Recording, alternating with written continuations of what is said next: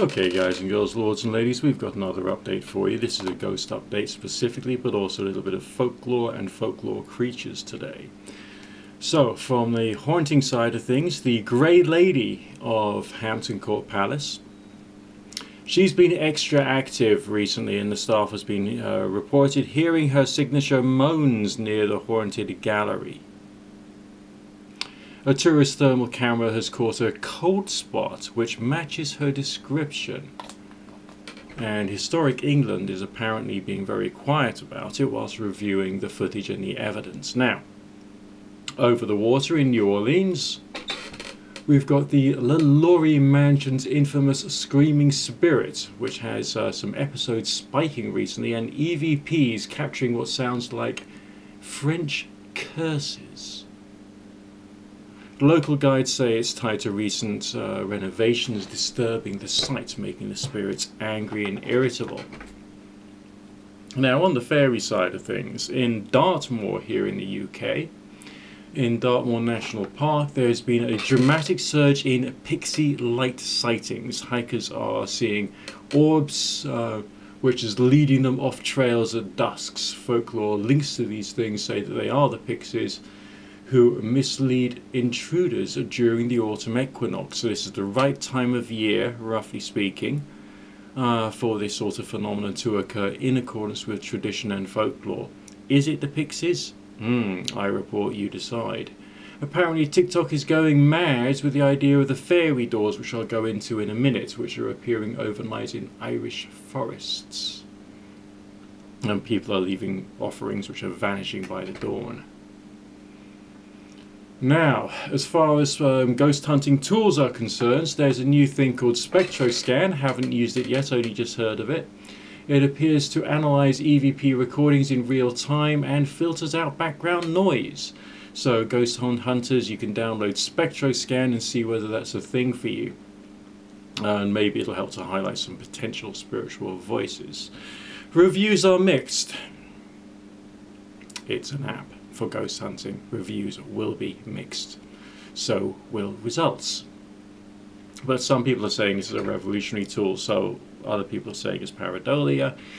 It's up to you. And as far as trends are concerned, you'll be pleased to hear that dowsing rods, not specifically pendulums, but rods, are coming back in quite a big way, especially in the paranormal forums. So there's some debate, of course, as to whether it's the psychological or the spiritual, as there always is with any idiomosis type device. You know, that debate will still be raging. Okay. But let's have another look at pixie and fairy doors. These are clusters of small, the pixie lights are clusters of small flickering lights, often described as the will-o'-the-wisp phenomena. They are by their nature playful. They're especially around twilight's time near ancient stone circles. Some claim the lights tend to lead them off the trails. And the moment you're disorientated, they will vanish. So this is where it links into the pixie myth, because it's the same time of day and around the equinoxes when they're supposed to be active. Tradition says turning your clothes inside out will break the spell. Although, would you really want to do that at either the spring equinox when it's rather chilly, or the autumn equinox when there could be other people around and they might see you turning your clothes inside out? Maybe sort of like don't do that, just in case, you could like be arrested or some shit like that. It'd be bad. Okay, now some modern researchers are suggesting that bioluminescent fungi or swamp gas could be the products of the lights. But others are suggesting they don't tend to behave that way. But there's all kinds of weird paranormal theories developing about these things, and it's growing big time. There is going to be some variety of paranormal group doing infrared camera stakeouts next week, apparently. If I hear anything, I'll tell you. I probably won't, so I probably won't. But don't worry, if I do, then I will. Now, what are the fairy doors? You know, the phenomena of the fairy doors. Tiny ornate doors, 4 to 6 inches tall, appearing mysteriously on tree trunks in woods. They're incredibly ornately carved with Celtic knots, sometimes with a mixture of knockers and porches, and visitors of course leave offerings, coins, sweets and handwritten notes which often disappear within hours. Some people have connected, my researchers suggested, the whole traditions of people dealing with fairies and people dealing with the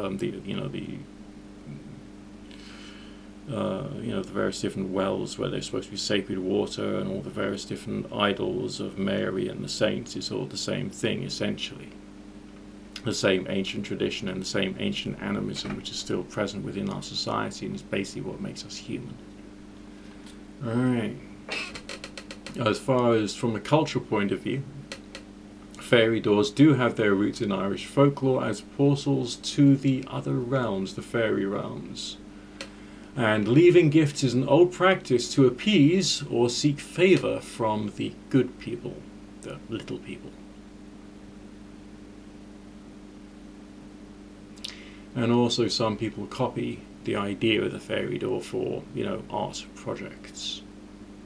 Paranormal enthusiasts, on the other ideas, argue that the door's sudden appearance and disappearance often hints at fairy activity. Skeptics note that similar trends in other countries, suggesting a social media-driven copycat behaviour, and it's not actually true.